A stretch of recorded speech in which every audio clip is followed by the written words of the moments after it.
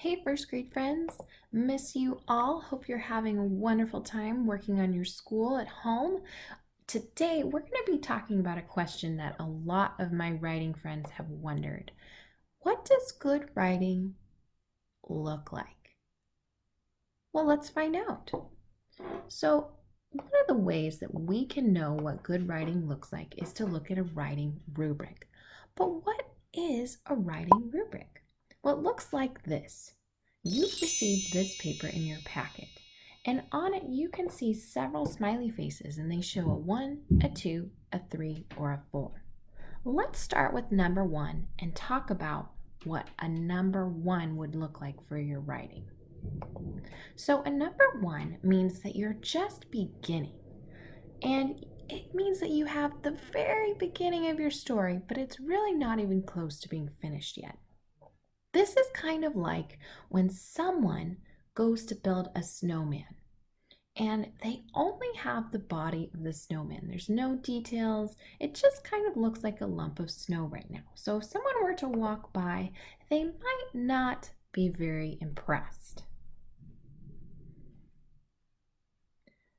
For example, a number 1 on a rubric might sound like this. I made a snowman.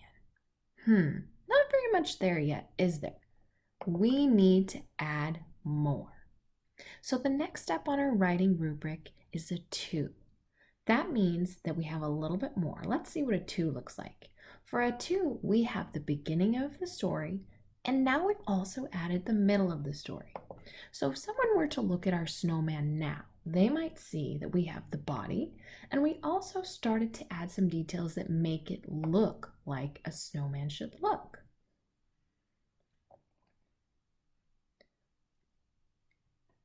Writing at a level 2 might sound like this. I made a snowman. He has a tall black hat and a carrot nose. He also has pointy sticks for arms. Let's talk about what a level 3 might look like. At a level 3, we have the beginning of our story, the middle of the story, the end, and we've done most of our 6-point check. But you might ask me, what is a 6-point check? Well, a 6-point check is when we look at our writing and we see if we've done all 6 of these things. Let's read them. I write neatly. I use a capital letter at the beginning. I use ending marks. I use finger spaces. I read to see if it makes sense. And I spell sight words correctly. All of those things are very important for writing. So let's go back to level 3. I have the beginning of my story, I have the middle of my story, the end of my story, and most of my 6-point check. So we're getting really close to the end here. Let's look at what a 3 might sound like. I made a snowman. He has a tall hat and a carrot nose. He also has sticks for arms. I even gave him buttons. I am so glad I made a snowman. That's what a level 3 should sound like. If someone were to look at your snowman now, they might notice that he has even more detail and he really looks like a pretty good snowman. If someone were to walk by, they would probably be pretty impressed. But there's still some room to grow. Now, let's look at a level 4. A level 4 means you have exceeded the expectations. You have gone above and beyond to make your story amazing. Let's see what a level 4 would sound like. We have the beginning, the middle, the end, and our 6-point check is done. And get this, we've also added juicy details.